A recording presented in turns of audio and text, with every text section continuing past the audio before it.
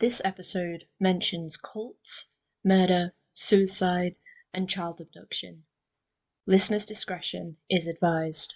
Annabelle is an urban legend that has terrified people for decades, even more so after the release of the Conjuring cinematic universe. A small, Raggedy Ann doll first designed in the 1960s and sold throughout the 1980s. Innocent as she looks, appearances can be deceiving. Today we will discover whether Annabelle is an innocent doll or a bringer of nightmares. This is the Folk to Film podcast. The opening scene with Annabelle, released in 2014, is the same as The Conjuring. We meet the nurses, Donna and Angie, who share their story of how a medium told them the doll was possessed by a young girl called Annabelle Higgins, who had died and wanted a friend, only to discover the doll was possessed by a demonic entity. Also say the Warrens. We then cut to a year prior, where we meet the first cinematic victims of Annabelle. Jonna and Mia live in a quaint town where they converse with their neighbours, attend church, and live a happy life. Mia is pregnant with their first child, and they converse about this with their neighbours, the Higgins. Throughout this conversation, we learn that the Higgins daughter ran away from home some years ago and was never seen again. After a small lover's spat, John gifts his wife a doll that she has been looking for. She places it on the shelf with the other dolls that she owns, as she is a collector. Very soon after this, Mia hears commotion within the Higgins household. John goes over to see if they're okay, but finds them murdered. Moments later, the killers are in Mia and John's house. It's Annabelle Higgins and her boyfriend, come to kill her own family and anyone that can trace it back to them. Mia hears a voice whisper, "I like your dolls," and is attacked by Annabelle's boyfriend. Thankfully, she's saved by John just in time. Annabelle and her boyfriend die on the scene, Annabelle holding the doll we have all come to know. Blood from Annabelle's corpse spills into the eye socket of the doll she's holding. A few days later, Mia expresses a disliking to the doll because of their attackers, and John throws it out on his way to work. Things within the house start to turn on by their own accord. The sewing machine, and even the stove, which causes a house fire. In said fire, Mia is alone and is pulled back into it by an unseen entity whilst attempting to get to safety. At the hospital, Mia gives birth to a beautiful baby girl that the couple named Leah. The name Leah originates from the Hebrew meaning weary and delicate, which is almost a foreshadowing of what's going to happen later.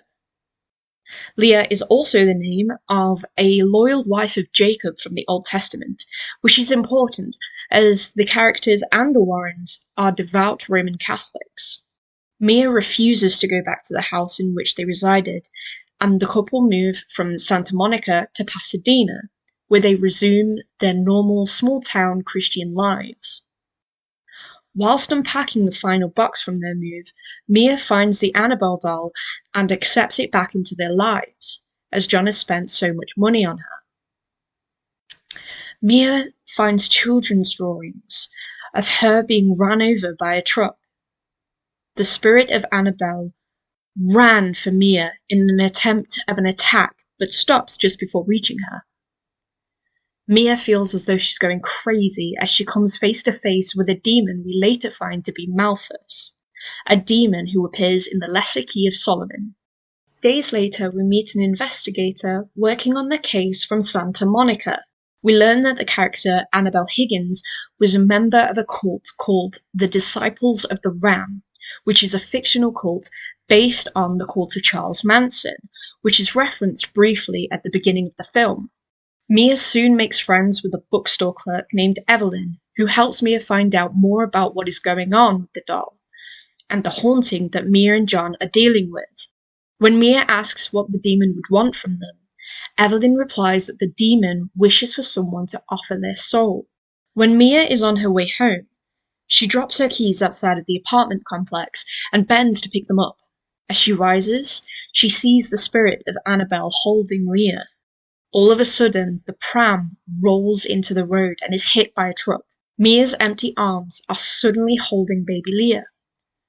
Shaken up, Mia rushes back into their home. Mia soon gets locked into the nursery by the demon for a heart-wrenching 2 minutes. She watches through the crack at the bottom of the door as books fall from a bookshelf right next to baby Leah. When she finally breaks free and grabs her daughter, the Annabelle doll levitates to exert power and show Mia that she has no hope in being free of the nightmare she's living. A priest named Father Perez, name meaning to break through and a name that shows up often within the Christian Bible, attempts to bring the Annabelle doll to the church in hopes of stopping it from being able to commit such horrific acts. In true Hollywood horror fashion, this goes terribly wrong. At first, his car radio begins to act up, but the worst comes when they arrive at the church. The doll is flung out of Father Perez's arms, and he suffers extreme injuries that ends him up in hospital. Whilst there, he warns John, who is a doctor, that the demon cannot take a soul that isn't willing. As Leah is too young to consent to giving her soul, the demon wants Mia. Malthus is using Leah as a way to trick Mia into giving her soul in place of Leah's. Back home, Mia and Evelyn arrive back from shopping. The demon pushes out Evelyn and terrifies Mia by kidnapping Leah.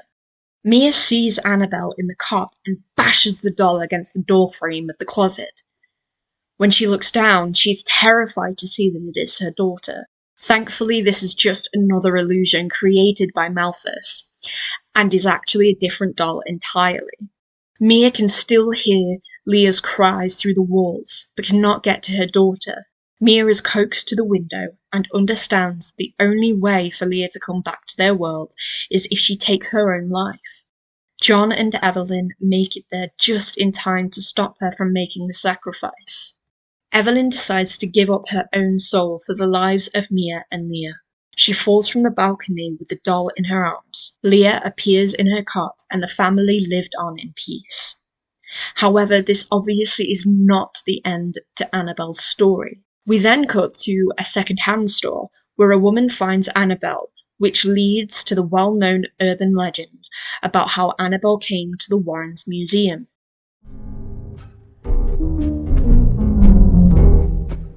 The Warrens have told the story about Annabelle many times.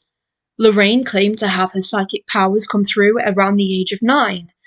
Ed claims to have grown up in a haunted house, which has drawn him to the supernatural ever since.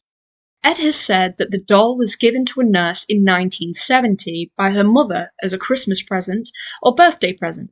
This is something that is inconsistent within sources, which has definitely raised a few flags. However, it could be argued that due to them both being special occasions, it would be easy to mix up.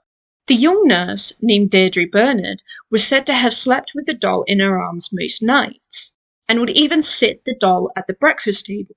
One morning, she noticed that the doll's arms went onto the table on their own. The nurse and her roommate, Laura Clifton, invited a medium to perform a séance after the doll began moving around more on its own with no explanation. The medium told the women that there was a spirit of a 6-year-old girl in the doll called Annabelle, who had been killed outside of their apartment complex in a car accident. Ed claims this story is true, but is quoted saying, "God does not allow a child's spirit to go into a doll," and that there was a demon inside the doll impersonating the spirit of a young child. The nurses treated the doll as the young child they believed it to be, including getting the doll extra clothing and accessories such as bracelets. Sounds began in the house that scared the girls, including knocking on the walls and whispering that was just far away enough that they couldn't hear what the voices were saying. The nurses believed that this meant the spirit within the doll wanted another séance so they could communicate further.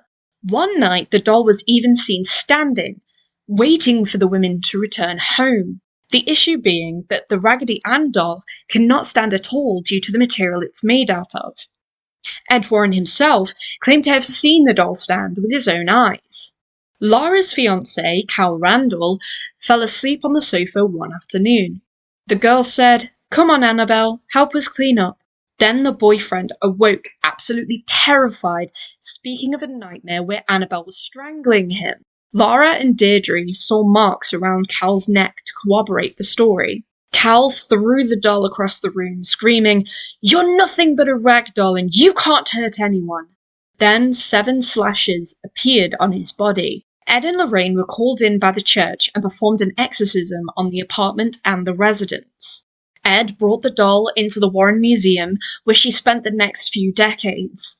There are more stories that went on after she arrived there, including a biker dying the same day as he questioned Annabelle's demonic possession, and a seriously injured priest who, like Cal, had thrown the doll across the room. The Annabelle doll sometimes takes trips around America with the Warren's son-in-law, Tony Sperrer, who was trained by Ed to be a paranormal investigator. It wasn't difficult to conclude that the Warrens made up the Annabelle story for money, and was a ploy to get more visitors in their museum. It's speculated that they watched an episode of The Twilight Zone called Living Doll, with a murderous doll who took revenge on her owner's father, who wanted her destroyed. This episode was released in 1963. The Warrens acquired the doll in 1970. Whilst this was 9 years before Annabelle, it's interesting to make this link, as the mother in this episode is also called Annabelle. Some people claim this as proof. I personally don't feel like this is enough, but there is definitely more evidence against the Warrens. Ray Garton, who has written books about the Warrens previously, such as In a Dark Place, which recounted the hauntings in Connecticut, did an interview where he spoke about his experience with the Warrens.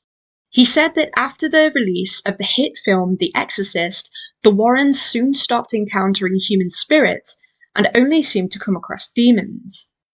Whilst this statement does align with how the Warrens worked, the novel in which the film was based on wasn't released until 1971, and the film released in American theatres in 1973, after they claimed to have found Annabelle. A good friend of mine, Valerie, is really good at finding information online and helped me research for this episode. She found that the 2 women who the Warrens claim to get the doll from don't exist. Within stories the Warrens talk about, there is usually some link to finding the people who they help. However, in this case, there is no trace of anyone who had owned the infamous doll by the names of Deirdre or Lara. The only proof there was of them existing comes from the Warrens' books, with transcripts of the initial interview with the women, which obviously would have been very easily falsified for entertainment purposes. Ed Warren himself is quoted saying to author Ray Garter, "Everybody who comes to us is crazy. Otherwise, why would they come to us? You've got some of the story, just use what works and make the rest up." When writing the book In a Dark Place, which was published in 1992, a long time after Annabelle. It wouldn't surprise me if this was the attitude Ed had throughout his entire paranormal career. The Warrens swore up until the day they died that the story of Annabelle was true, and they would pass that story down to their daughter Judy and her husband Tony Sperrer, who is best known for his paranormal investigations alongside the Warrens. He claims that the Warrens taught him how to search for spirits, and has interviewed them himself many times on a show called Seekers of the Supernatural.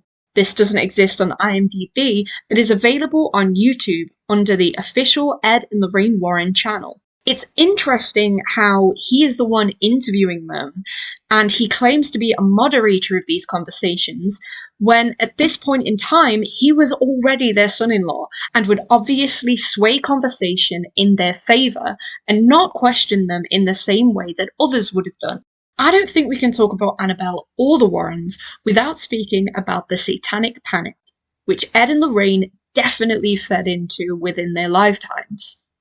Whilst watching the film, it was very obvious that this was a piece of Satanic Panic propaganda, or at the very least could be viewed as such. The Catholic Church does acknowledge demonic possession, and the Warrens added to the Satanic Panic that plagued the 1970s and 80s.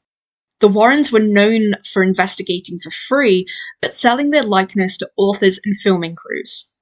They also did lectures where they charged people to hear them speak. Between the 1960s and 80s, there was a widespread of panic about cults that were viewed as satanic, including the Manson cult, who were known for mass murders throughout America. Merriam-Webster defines a cult as a religion that is unorthodox or corresponding to something without having genuine qualities. In the late 1900s, and still today, when we think of the word cult, we think of a group of naive people who are made to leave their lives behind and do what they're told by the leaders of their group. From marriage to elders, to murder of innocent civilians. In the 70s especially, satanic panic was supposedly fueled by godless teenagers who were influenced by devil music and harmful media. In reality, the church and newspapers were causing an immense fear of things that just weren't happening on a scale they made out. It isn't difficult to see how Ed and Lorraine would have profited from this, and it explains why they claim to have come across Bathsheba, the hooded figure of Connecticut, and many other demons that are held by objects within their museum.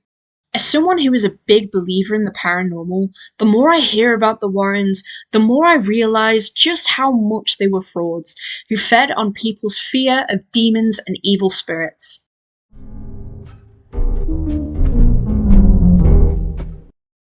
I still am quite a fan of the Conjuring cinematic universe. However, it didn't take long within this film to notice that it was satanic panic propaganda.